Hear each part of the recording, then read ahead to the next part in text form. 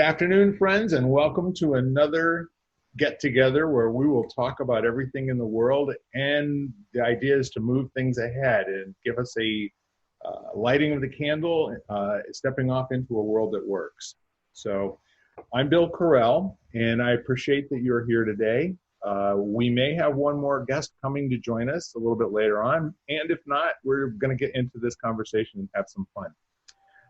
So we're talking just a little bit before we got started here and to kind of set things up. Who's had some things that were not going their way a lot lately? All right, good. So I'll tell you what, we're going to let you kick off, Shelley, and introduce yourself and tell us what's going on in your world. Thank you. Shelley Kohler. Advocate for everything business, seeker of balance and truth. And my world is actually going really well, albeit, sometimes bittersweet, sometimes emotional. It is going really well, and I can get into that a little bit later as to why. I'll stick around. That sounds great. Lisa, how about you? Well, as I shared with Bill earlier, I managed to back into my own garage this weekend, which was not a fun surprise at all. And it was kind of like the culmination of a week of emotional battering. So it kind of put the exclamation point on it. And it's nothing that I could put it's no one specific thing. It's just dealing with people, trying to figure out how to deal with people on a better level, or just wondering when to speak up and when to shut up is more the point, I think. You know what? I think you do what you do and deal with whatever happens. Just in terms of who you've been speaking with, is there like a generic description of the types of conversations? Are we talking about folks at the market? Are we talking about folks that you're working with for production of your for your broadcast? What sort of things are you coming up with? It's family and close associates. So it's just, I think my tendency is to take things personally, and I don't know how to step away from that really well, apparently. And it just it reared its ugly head this whole past week. So, and that's what I mean. I don't know when to speak up or shut up. When what's the difference between being nice and being a doormat? That kind of situation. So you are 100% judge, jury, and executioner on all points. Mm-hmm. And so I guess, not that you're asking for a prescription. However, when you make a statement to somebody and elevate yourself from whatever feeling that you just had, the conversation can go someplace else, potentially. If you kind of, are worried that you'll make things worse than they already are, then my advice to you would be count on yourself to get through it, and just, do it in such a way that you don't quit until everybody's happy and satisfied to leave the situation, or you agree to disagree. However, I would never consider you to be somebody who might be a doormat. Ken, you missed a very interesting intro here. Let's welcome Ken Caputo. And Lisa is sharing with us a couple of things that happened to her.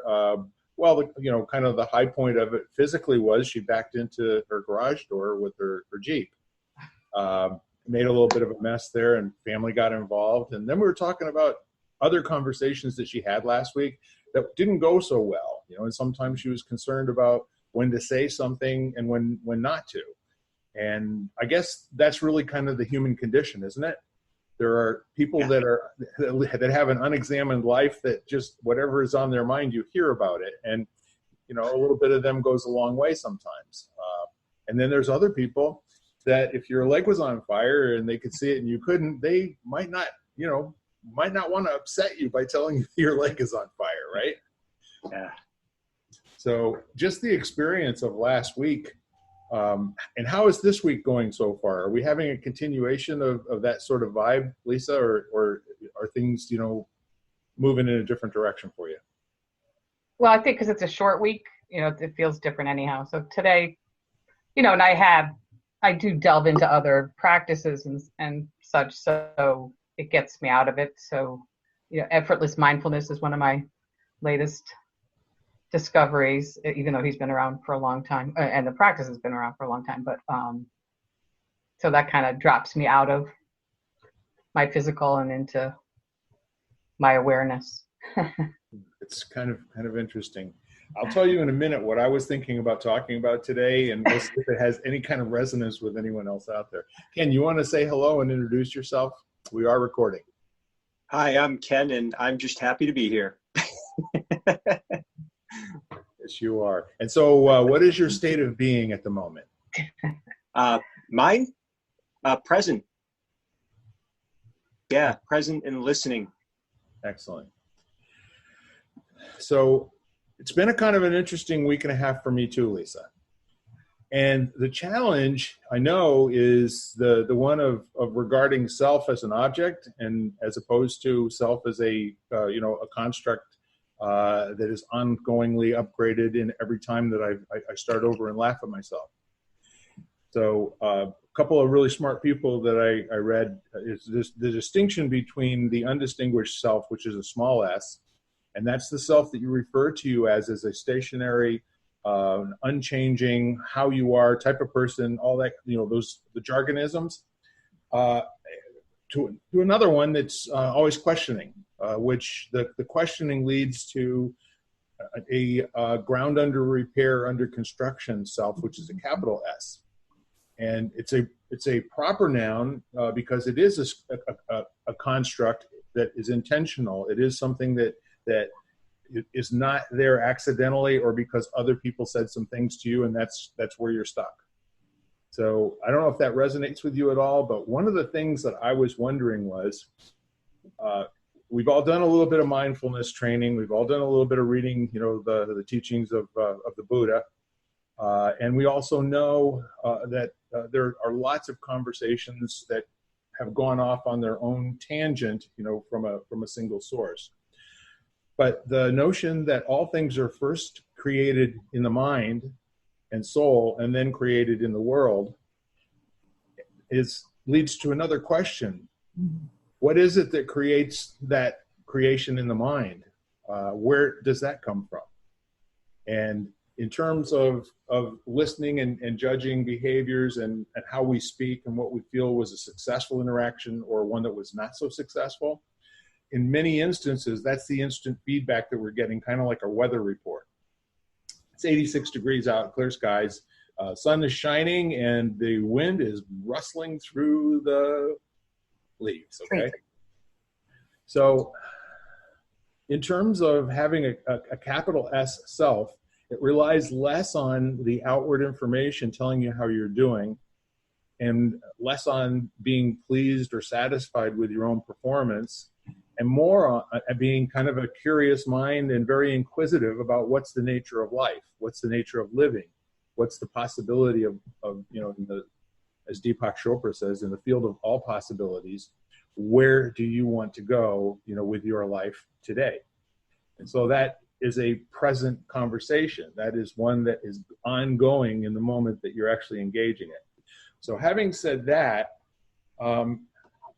I find it kind of an interesting place to go back to when I notice that things seem to be not working, where instead of power, it seems more like force. It seems like instead of creating something with partnership, that there's something being pushed against that either somebody is not saying out loud or saying too much about it out loud.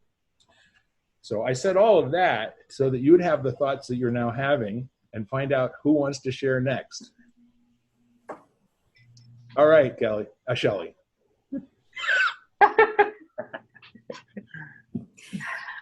Shelly, Michelle, whatever. Bye, Bo Belly. Yeah. He's right. so it kind of all flows together because, I'm in a really good space, but the journey here, right?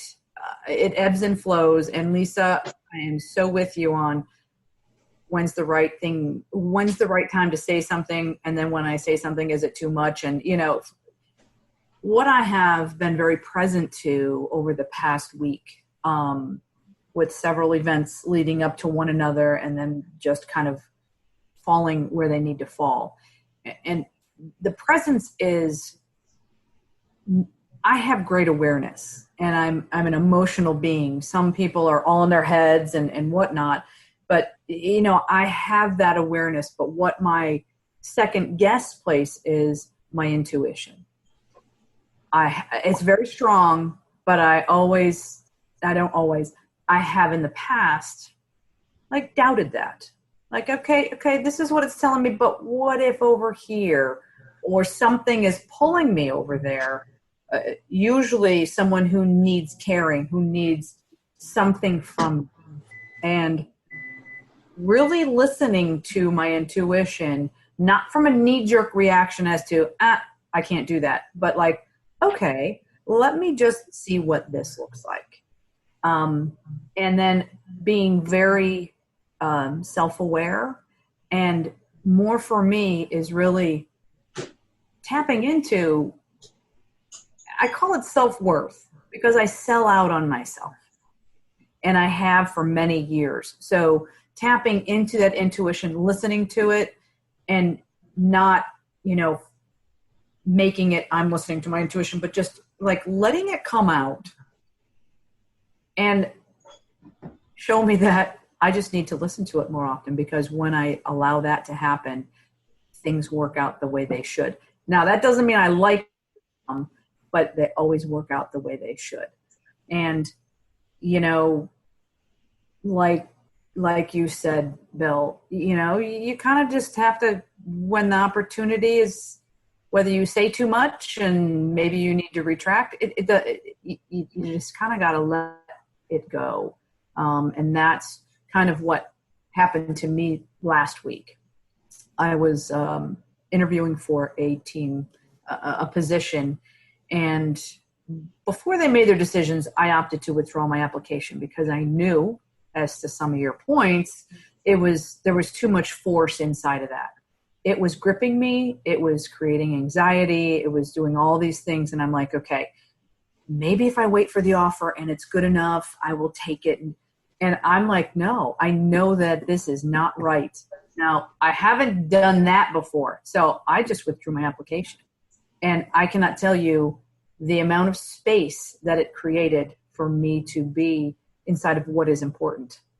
I had a great first day back. So I guess it's not so much the surroundings, because I'm very aware of all that, but it's really listening to me. And to your question, the soul is what drives the mind. It's just a matter of how we choose to listen to it, and then what we let get in the way. Connection. That's what I have been experiencing. Yes, and? Who's next? Oh. Thank you. I feel like I'm on the couch, so I want Ken to go. Oh, not in a bad way, in a good way. Okay, I was speaking from me. I didn't, that's No. I just want to say, it's my lifelong quest to experience life from that point, from the point of essence and not. Yeah. Well, I guess one of the things that's always interesting, and it's a question that if you become aware that there's a possibility of the question of who am I choosing to be, in whatever circumstances there are in my life. So for example, if you choose to be someone who's assertive and, kind of taking a position and staking ground, especially advocating for a cause, which we see a lot of. That's who you choose to be, and that's going to influence the conversations you have and the lens that you filter it through. Whereas if you choose to live life from a place of grace and balance and not taking it personally, that's going to influence everything that happens.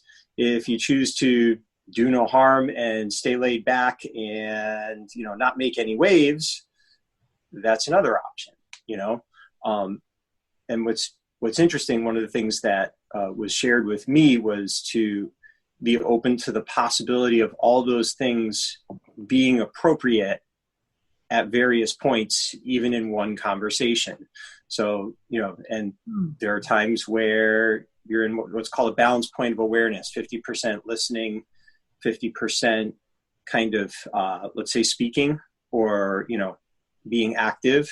And, so now you're kind of in that place of, won't it be interesting to see what happens? And then there's other times where it's 70% listening, 30% kind of contribution, and then vice versa.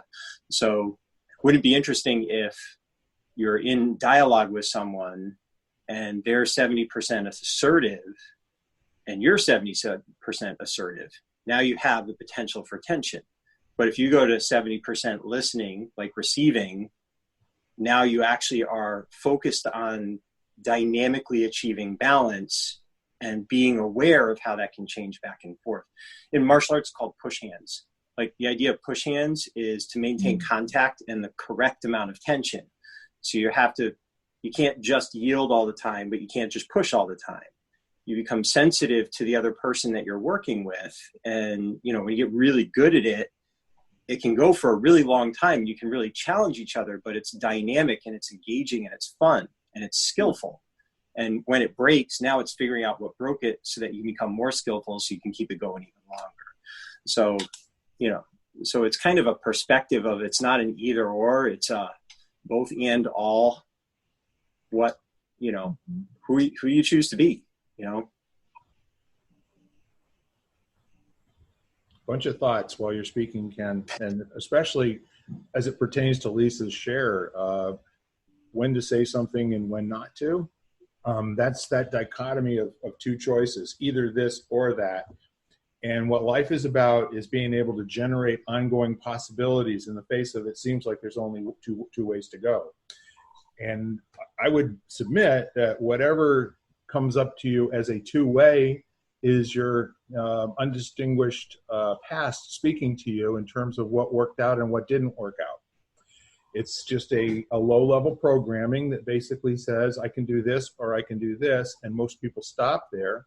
But the real training in life, as Ken is saying, is to create a dance and not have one response or the other response, but to see that that's what your natural thrownness is, to either this or that, and then start asking a question in place of having a response.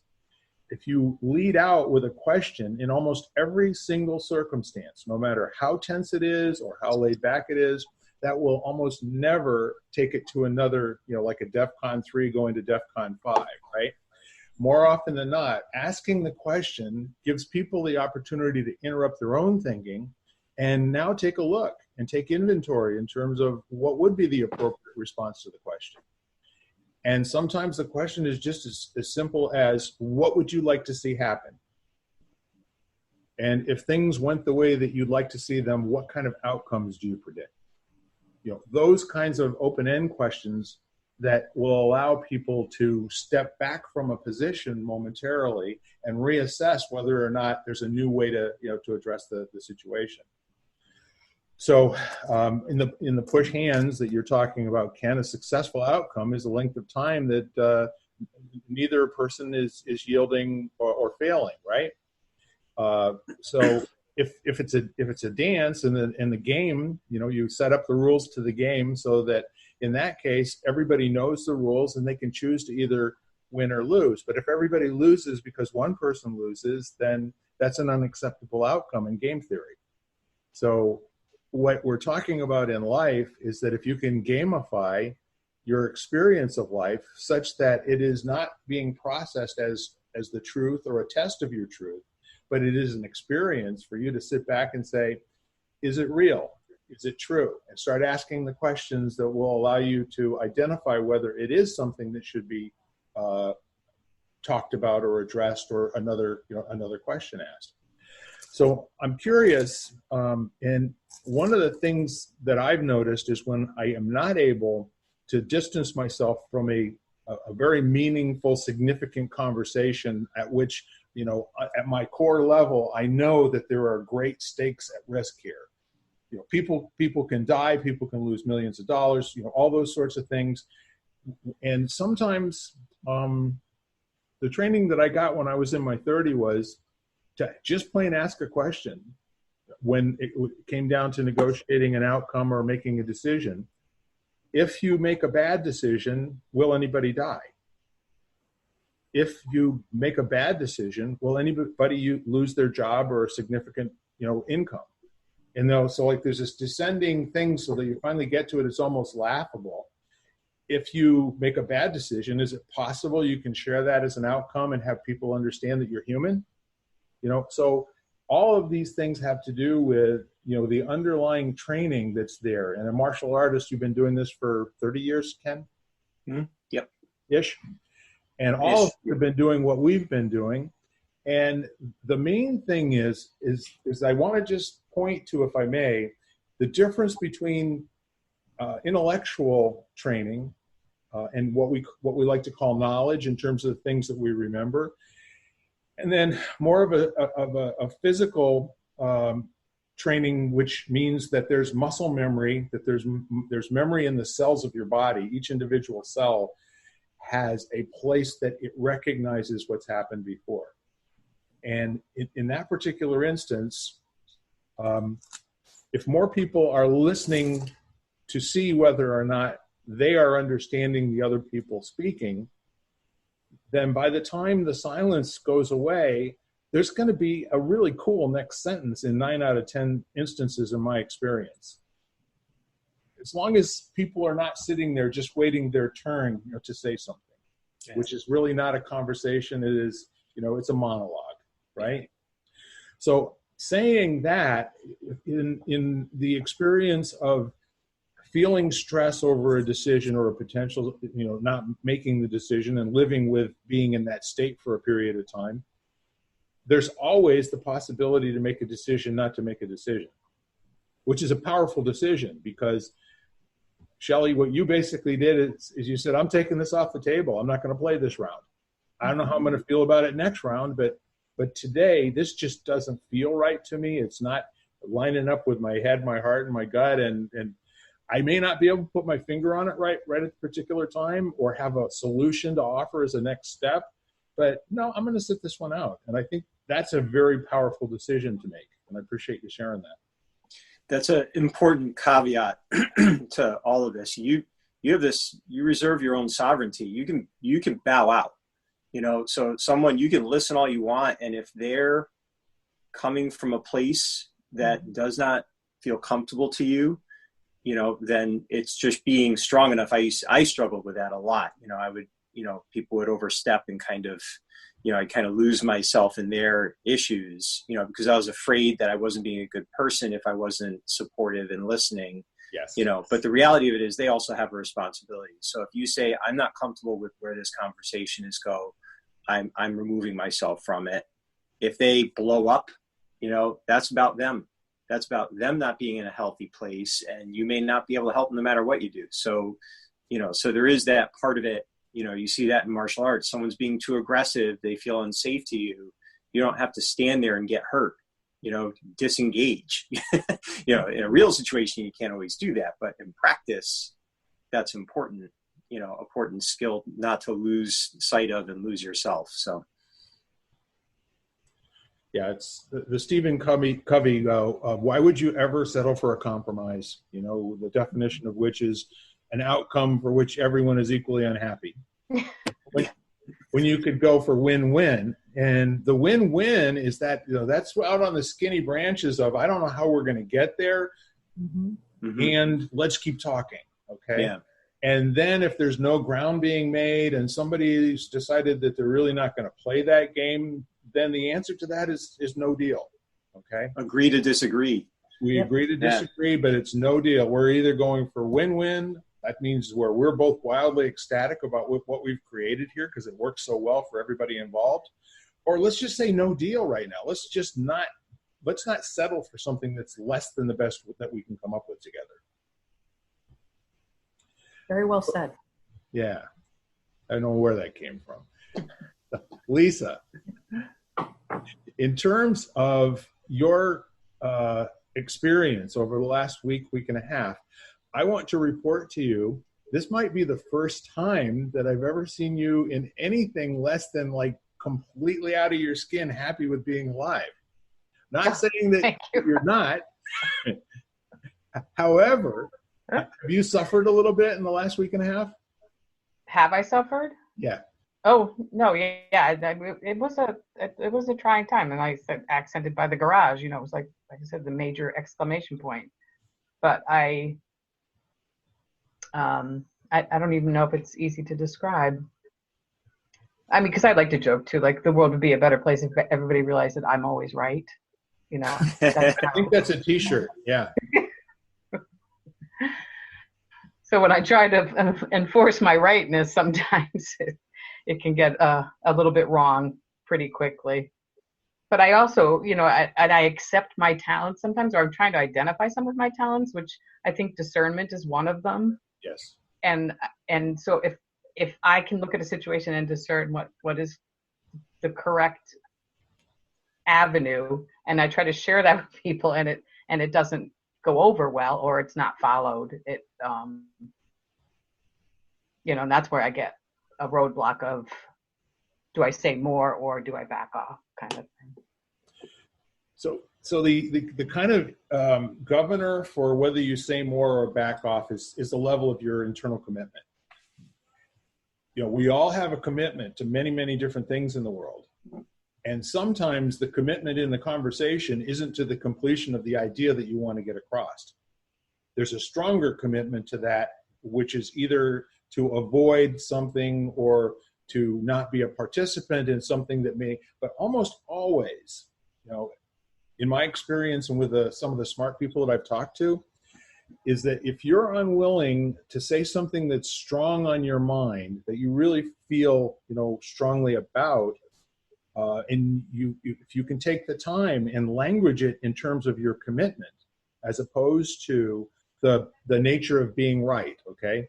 Human beings stay alive because we have to be right about either fighting or running away, you know, that according to Freud. But the point is that when you're in this situation, if you have the ability to say, if we work at this a few more minutes, we may be able to come up with something where I understand you better, because I don't think I do right now, which is why I'm not sure if I should say something or not. That makes sense? I just got the big hit too, I mean, so many teachers will say to, you know, step back and look at the bigger picture. So, I mean, it's something that I should. Yeah, well, maybe. Isn't that a little bit like telling a woman, you know, not to be upset? Well, it's only if it's spoken by a man. Okay. There's a Tibetan expression that's kind of like a view set point. You just ask yourself a question: Will I be more like the sky, or will I be more like the clouds that come and go? You know, what perspective are you going to take? You know, and if you're looking at someone, even when there's a lot of energy coming towards you, and you have that sky mind, you're choosing an expanded perspective. How did they get here? What could be going on in their life? What are the patterns that led them to this? Who will they be on the other side of this? Now, it's not your little mind trying to solve a big problem. It's your sky mind observing, you know, a moment in time with a much broader perspective, you know, from which to operate. So I always found that question helpful. You know. So whatever the metaphor is, okay, and Lisa, this is very powerful, because if stepping back and seeing the big picture works for you, that's all that matters, you know. And you know, Ken is kind of adding a little bit more flavor and you know, aroma to it, you know, in terms of old teachings. But the the kind of interesting thing is, how do you get alerted that you're too close and stuck, as opposed to just having an emotional feeling? And I don't know about y'all, but there's sometimes when I'm having an emotional feeling, I'm neither willing to give it up, nor am I willing to be enlightened about the subject, okay? You know, and just screw it. I'm going to get this done, or, you know, one of us is going to be dead by the end of this conversation, you know, that sort of thinking. However, that's not what comes out. It usually comes out with, didn't we do this last time too? Isn't this kind of the same place we ended up with the last conversation about this, you know? And so the whole idea is, unfortunately, the bad news is the key to, you know, getting out of jail or getting out of hell is almost always pulling yourself there one way or another. And if there's a habit or something that you can train yourself to do so that you listen to yourself, listen very powerfully. And I'll say that again, because you will at times be able to hear something that's running in your head and you think it's your thoughts, and mostly it isn't.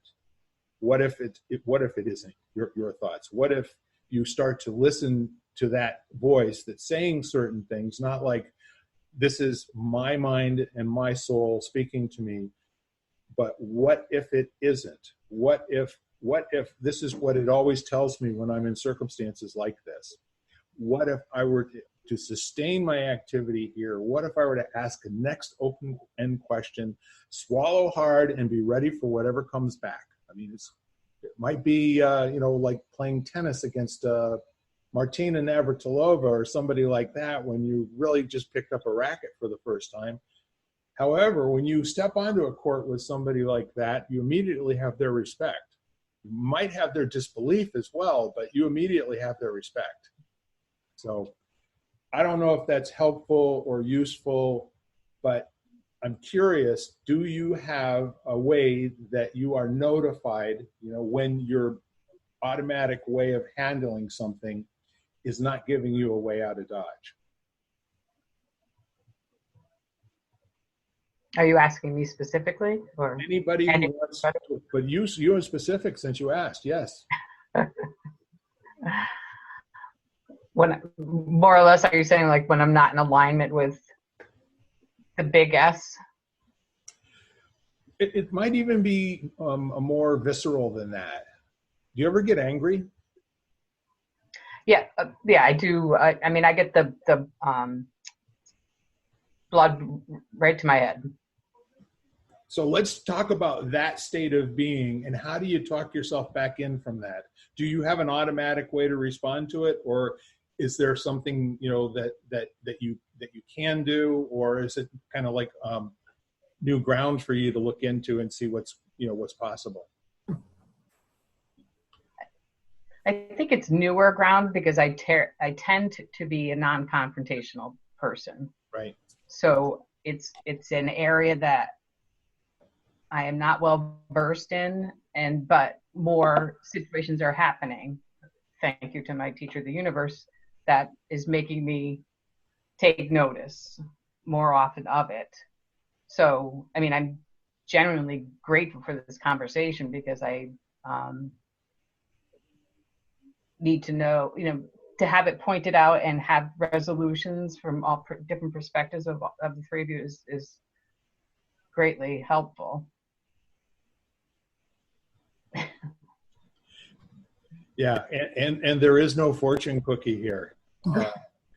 The you know, if you open the fortune cookie and you look at it, it's blank, and what it's saying to you is your struggle is your struggle. You know, that is the one that the Buddhists say, no matter where you go, there you are. And you know, quite frankly, the very biggest thing to fight against in terms of the whole Buddhist philosophy is the fixed nature and static, unyielding pressure that you create on yourself by that undistinguished self. Did I say that correctly, Ken? Yeah, it's the yeah. I mean, if you're looking at, you know, the the three paths, which is just kind of asleep and unaware. And then, the middle path where you're actively participating in the world and awaken to it.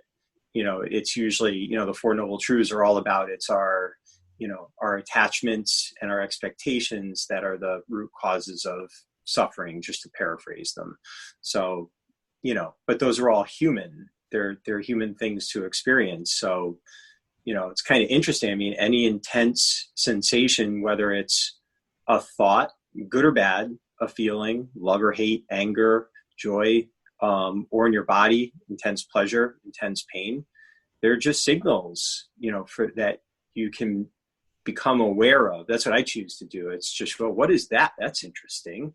I'm paying attention now, so now instead of floating in the world, you're like, if something hurts, there's a reason. If something feels really good, you should probably be aware of that too, So, and then, but on the other side of it, I think where we get stuck is that space between who's in charge now. What is the, you have the recognition, the awareness, maybe it's jarred into being, but who do you choose to be and what do you choose to do?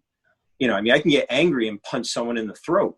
That would not be a healthy, especially, I've had some training. So, reacting violently in any situation is not really an option that I choose to consider unless it's, life threatening, and even then I want to be a little bit, as graceful and balanced and appropriate as I can, That's a little different than the way your teacher language is it.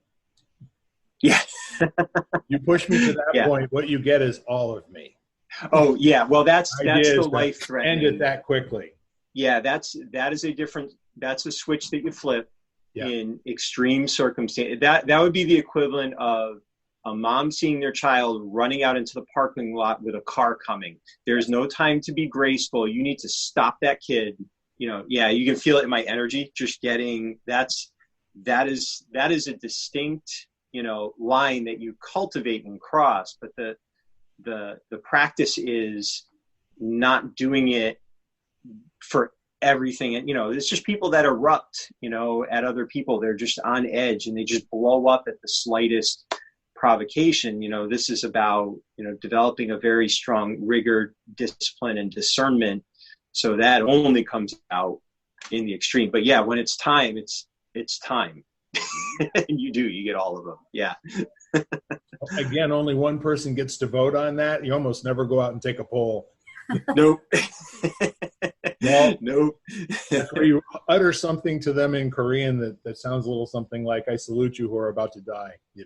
I remember someone telling me as a martial artist, you kind of end up serving a lot of times as judge, jury, and executioner.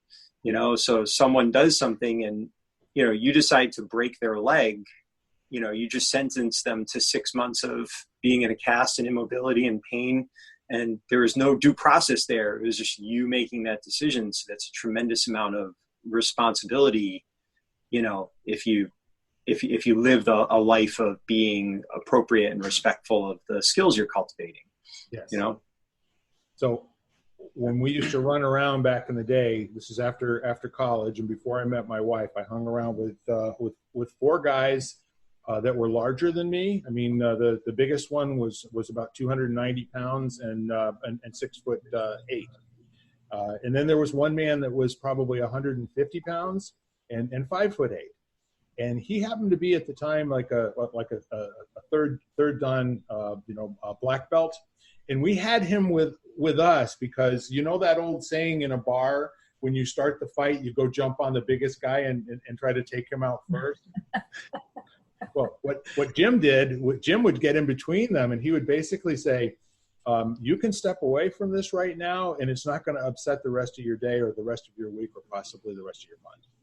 Mm-hmm. And he just would be very calm about it. But if anybody ever took him up on it and threw a punch at him, he would catch their fist and he would crank it around until they were on the floor crying for their mother. No matter how big they were, once you grab somebody's thumb and start bending it the wrong way, for some reason you get their attention. So, the being skilled at where to hit, how to hit, all those kinds of things. There's a lot of pressure points on the body that can immobilize somebody, and they'll be on the ground, and you won't have to, actually swing at their head or those, as you well know, Ken.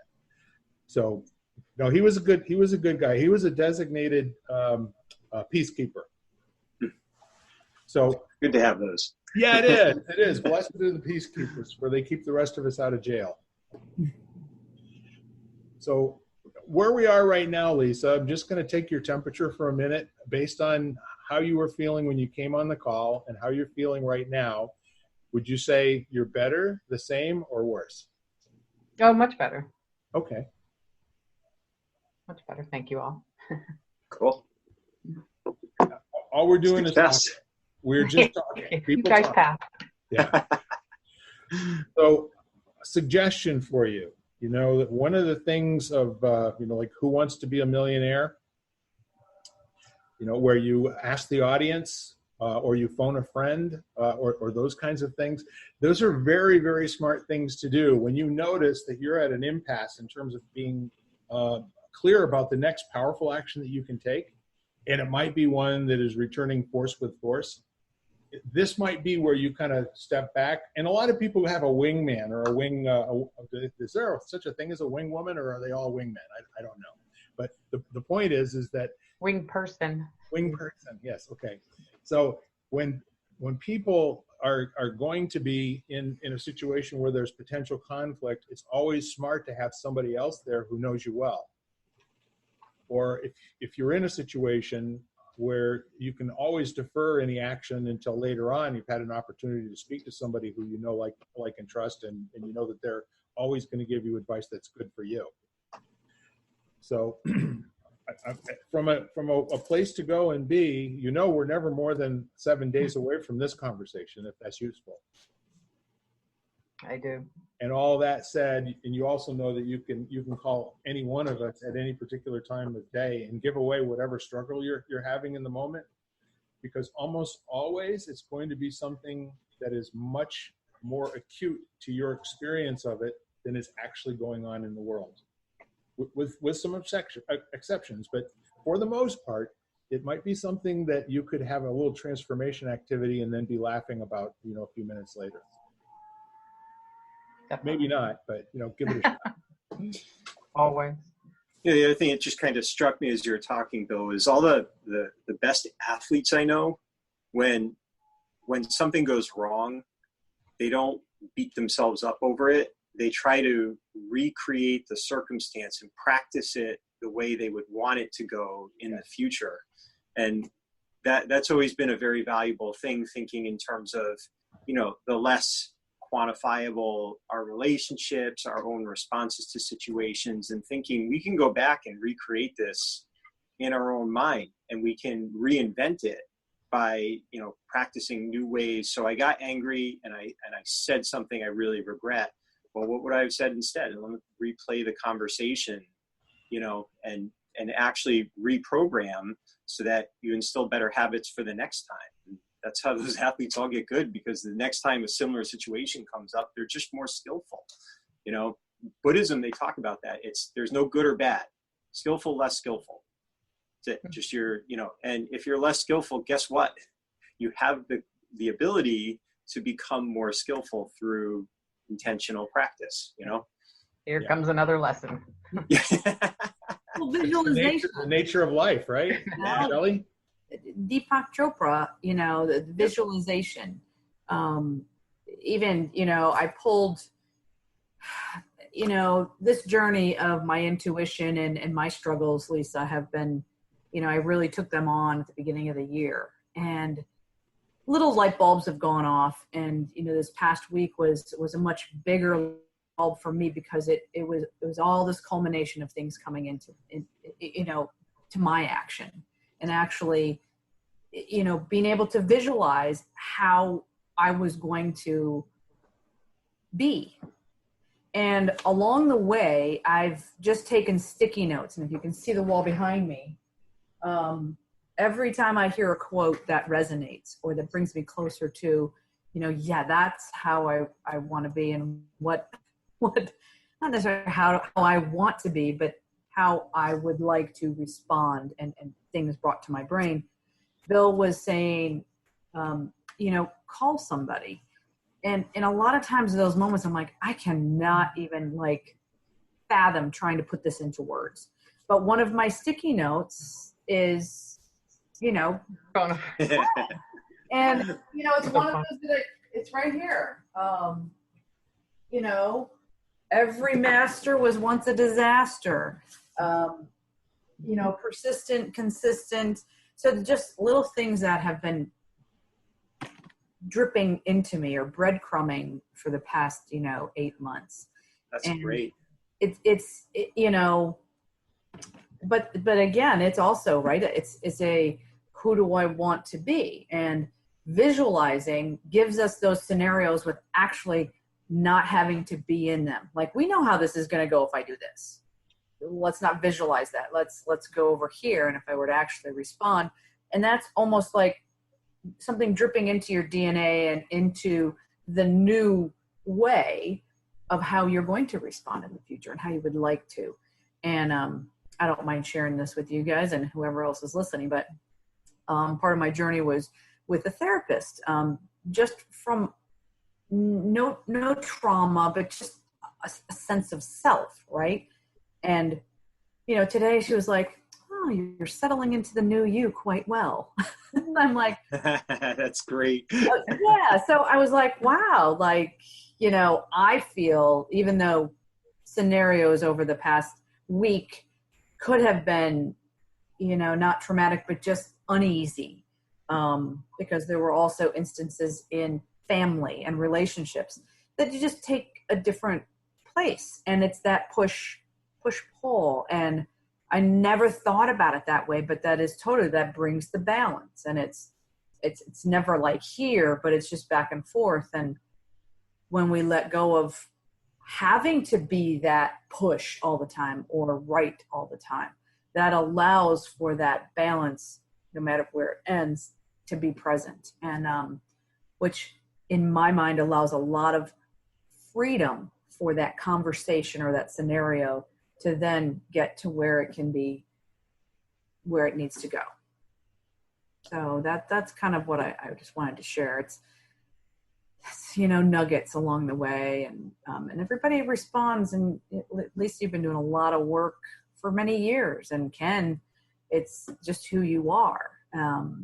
So even these little nuggets, noon on Wednesdays is just kind of like, okay, it's, my contribution, but also I want little nuggets and be able to kind of put them into my own, journey. So. Oh, by the way, you really are who you're supposed to be. If you met me 30 years ago, I was an obnoxious, selfish jerk with a serious temper. Like, I started martial arts because I had issues with anger, so it's just all, practice and creating your habits and, and deciding. And it's not easy, it's kind of simple, but it's far from easy. Yeah.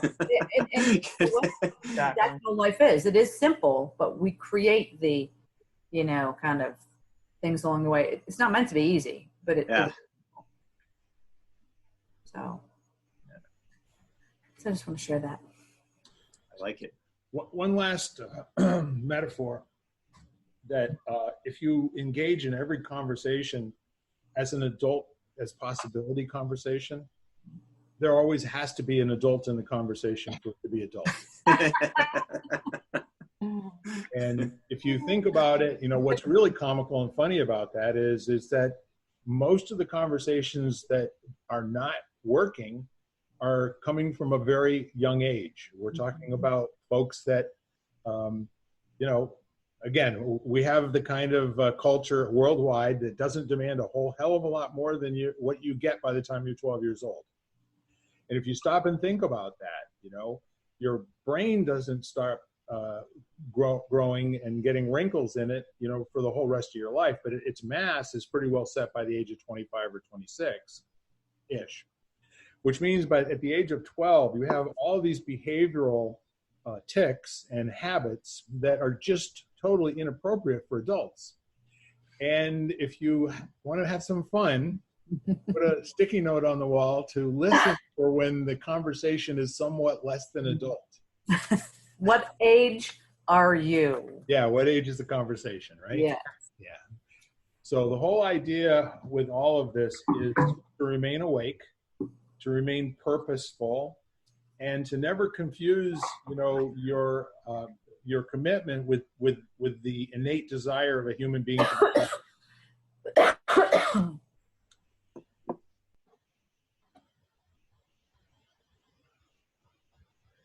I hate it when that happens. Oh, interesting observation just on the awake thing. I've been fortunate enough to meet some pretty cool people who've done a lot of work over, half a century plus, in these environments. And, it just kind of the very little I'm on social media, you hear a lot of times about being woke or someone saying, wake up.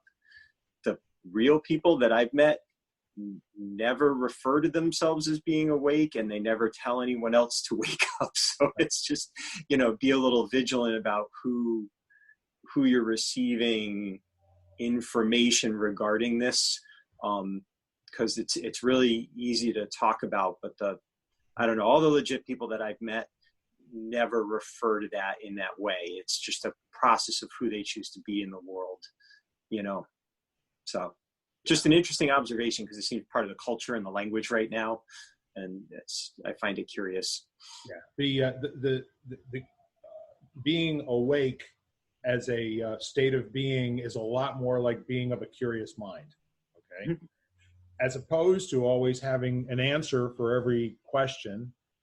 Be open to the possibility that the same question has a multitude of different answers.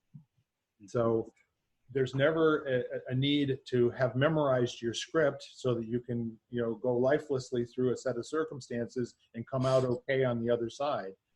The whole idea of playing fully out, as a human being means that you're ready, willing, and able to grow like a weed, no matter what your physical age is. Yep. And again, most people who say that they're awake or woke, they're not. It's pretty low level code to get you to agree with something that they're saying, because if you don't agree, then what's wrong with you? I think it is. I think it's good that they're thinking about it. It's out there. There's conversation. A big part of it is just being aware that it's, you don't know what you don't know. So now at least you can start the process of finding out what that actually means. And, just, I don't know, you think about things that we said as teenagers. And then you look back like a decade later, you're like, oh my God, how could I think that way? So we're all, with new things, we all go through our teenage phase, and then you just hope that you kind of outgrow it and you mature as you have experiences and meet people or attract people, whatever it is, that can help you, evolve. Yeah. So I was just calling attention to the idea that many people develop distinctions that they can keep other people in the dark about, just so they can say you're not that. Yeah. Yep. And that, you really want to be on your guard. Those are the people you want to spend 0 to no time with whatsoever, because there's no conversation for anything. It's always a conversation that's, in my opinion, that is leading to the same place over and over and over again, just different words as time goes by. So anyhow, I really appreciate everybody's openness today, and we're at the top of the hour. And Lisa, I got to tell you, you're the only one that backed into a garage door in the last week. And thank you for, kind of fessing up to that. That really set the stage here for a lot of things that we could share with you, Ed. Yeah, thank you for hearing. You're our friend. Absolutely. So any parting words, Lisa? Actually, I found out a poem by the most recent saying of his name is Hafiz. He's a mystic poet. I think he was in the 1300s. But and in regards to like accepting all of you kind of thing, like the new discovery of Shelley with her brave intuition, and Ken saying to involve, to look at all of yourself, and then you, Bill, saying, remember there's the child, all those children inside you. So this is called Dropping Keys. The small woman builds cages for everyone she knows, while the sage, who has to duck her head when the moon is low, keeps dropping keys all night long for the beautiful, rowdy prisoner. It's great. Nice. That's cool. Thank you, Lisa. Yes. Shelley?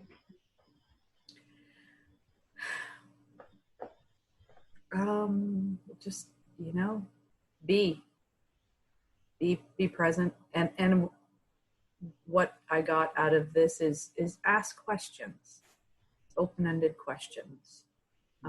Because as you were saying, there's a million different right answers. Mm-hmm. What if? Yeah, absolutely. It's good to see your face. I've missed you. I've missed you too. All right. Anything else? I'm good, thank you. All right. You are, aren't you? Yes. Mm-hmm. Ken? Well, there's a lot of yin today, so I'll leave with a yang quote that I just found really awesome. It was from a business guy named Keith Cunningham. He wrote The Road Less Stupid, and very successful guy. Yeah, it's an awesome book, awesome business book. But I was listening to an interview with him, and he was talking about just his kind of the way he approaches relationships in his life. And his quote was, I wrote it down, "I refuse to lower my standards to accommodate your need for mediocrity." It was like, yeah. So it was just kind of one of those, you're talking about boundaries and stuff. And that was like definitive. That one stuck with me. So I'll leave with that. That's awesome. Good Post-it note one. Yeah.